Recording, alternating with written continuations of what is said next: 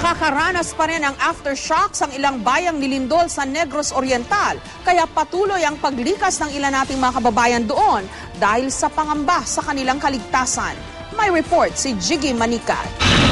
Nang maganap ang lindol noong nakaraang Lunes bago magtanghali, isang batang si Bernadette Raidan sa mga unang napaulat na nasawi. 9 na taong gulang at grade 2 student siya sa Matuog Elementary School sa Tayasan, Negros Oriental. Nabagsakan siya ng gumuhong pader habang sinusubukan tumakbo palayo habang niyayanig ang kanilang lugar ng 6.9 magnitude na lindol. Kanina sa kauna-unang pagkakataon, binalikan ng mga magulang ni Bernadette ang pinangyarihan ng trahedya. Nang makitang pader na pumatay sa kanyang anak, wala nang nagawang inang si Aling Judy kundi ang mapaiyak.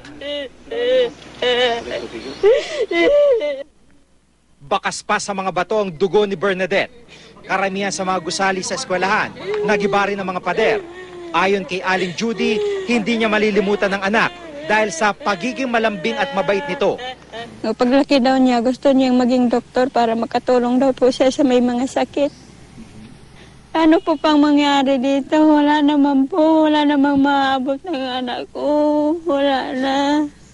Mahal ko po yung anak ko. Pinagmamahal ko po. Nailibing na kahapon si Bernadette at tanging panalangin ang pabaon ng kanyang mga magulang. Yung panalangin ko, mahalangit siya.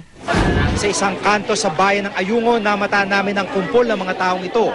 Sila ang pamilya Capio at Baflor na nagabang na masasakyan papuntang Dumaguete. Kasama ang 11 nakatatandang magkakapatid, 20 mga anak at pamangkin. At ang kanilang nanay, lumikas ang buong pamilya mula sa bayan ng Gihulngan, Negros Oriental, dahil sa patuloy pa rin paglindol sa kanilang lugar. Natakot kami sir kasi palaging na yung yuta, lindol ba? Ya, kusog jud, malakas na malakas. Ang aming bahay ay uyog, yun bang uyog? Parang may bomba sa ilalim ng lupa. Bakit mo nasabi yun?